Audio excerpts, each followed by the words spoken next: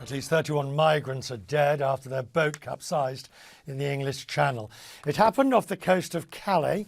Migrant crossings in the Channel have soared since last year. The French President Emmanuel Macron said he wouldn't let the Channel become a cemetery. Clare Moseley is the founder of Care4Calais, joins me now. So this is an extraordinarily sad situation tonight, with enough blame to go round with everybody, but it's how we prevent repeats in the future. Yes, from our point of view, yes, it's devastating.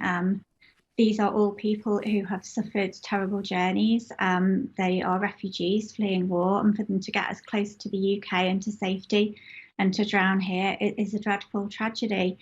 And from our point of view, we believe that these deaths are preventable, because the issue is that the people want to claim asylum in the UK, but in order to claim asylum, you have to be physically present in the UK, and there's no way for them to get there. That's why they are taking these dangerous journeys on little boats or sometimes on lorries. But believe me, they don't want to. So if there was a way that they could claim asylum in the UK without risking their lives, then they would do it.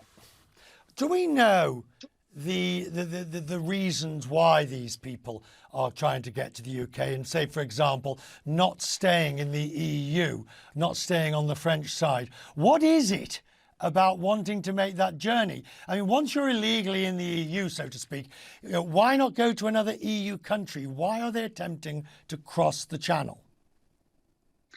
Well, the vast majority of them do stay in Europe. It's only around about 3% of refugees that come to Europe that try and get to the UK. So, for example, in France, 3 or 4 times as many people stay in France as try and get to the UK every single year. The reasons that we hear from people who do try and get to the UK, the number one reason is if they've got family there. Because if you're thousands of miles from home and you've got a family member, then it stands to reason that you would want to join them. Other reasons are things like people who speak English. If that's the only language that they speak, then they've got a better chance of integrating in a country where they speak the language. And others have community type ties, because, for example, going back to colonial days, some people know a lot about the UK. In some countries, they teach them English history, and that they feel like the UK is a natural home for them.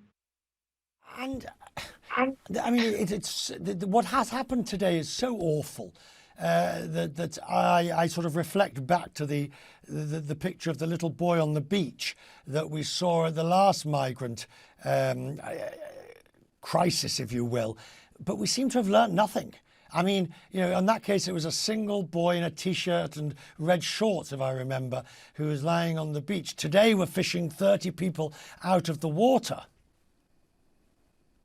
You will get no argument from me there. As I say, we feel that these deaths are preventable and that they absolutely should not be happening.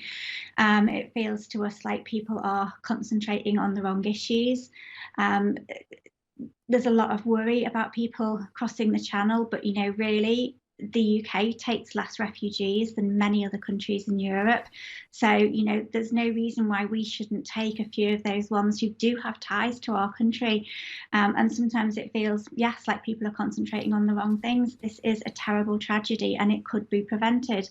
The strategies that we hear from our government aren't doing anything to change the situation. We hear the same things about securitisation and deterrence, but they don't do anything to stop people coming. We believe that there is a better way, and it's time that we tried it, because this situation has existed for years, at least 10 years, and nothing has changed. It's time for something new. So, as between Britain and France, I mean, they're already, if you like, at loggerheads over fishing vessels and the like. And we know that the British are resentful of the way the French have not put resources, and the French believe that the British haven't spent enough money, this, that and the other. Do you see any hope? Do you see that something like this might actually get them to cooperate? It would be fantastic if it did. There are some French politicians who are not averse to the idea that we have, the idea of people being able to claim asylum safely. So, I mean, it is possible. And as we say, France takes a lot more refugees than the UK every single year. So I I think that they would be very open to that type of argument, because this isn't a problem that they want to see either. They don't like having this problem at their border. I think it's possible. I think we need to try it. The issue is it's never been tried.